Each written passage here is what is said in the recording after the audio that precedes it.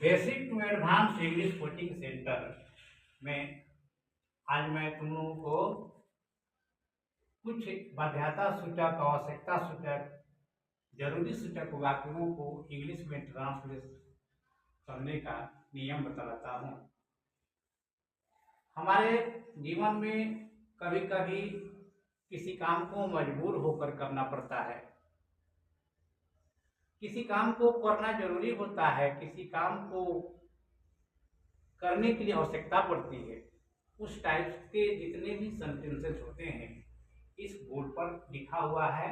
जैसे कि राम को प्रतिदिन काम करना पड़ता है, सीता को प्रतिदिन काम करना पड़ रहा है, मुझे प्रतिदिन खाना बनाना पड़ा या पड़ा था, मुझे प्रतिदिन खाना बनाना पड़ रहा था, हम लोगों को कल पटना जाना पड़ेगा, तुम लोगों को कल मेरे पास आना होगा, आज मुझे पटना जाना है, मुझे हमेशा गरीबों की मदद करनी पड़ती है, मेरे पिताजी को प्रतिदिन सुबह में टहलना होता है।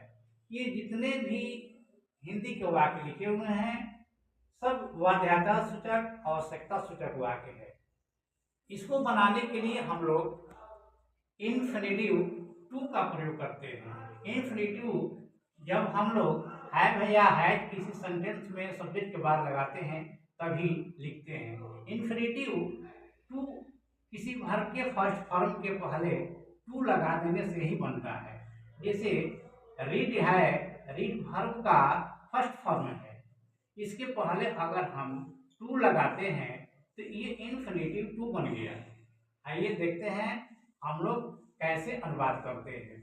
जैसे शुरू में लिखा हुआ है कि राम को प्रतिदिन काम करना पड़ता है, इसमें सब्जेक्ट राम है, राम को प्रतिदिन काम करना पड़ता है, उनकी मजबूरी है, इसलिए हम लोग सबसे पहले राम को लिखेंगे, राम सब्जेक्ट है, इसके बाद राम के अनुसार हम लोग प्रेजेंट टेंस में हैज का प्रयोग करेंगे।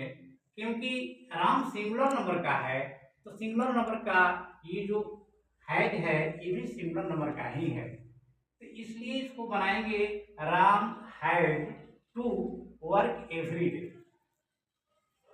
दूसरा देखते हैं, सीता को प्रतिदिन काम करना पड़ रहा है, ये प्रेजेंट टेंस का कंटिन्यूअस में है। कंटिन्यूअस में हम लोग सब्जेक्ट के बाद क्या करते हैं, प्रेजेंट टेंस के सब्जेक्ट के बाद हम लोग इज, आर, एम का प्रयोग करते हैं। सब्जेक्ट के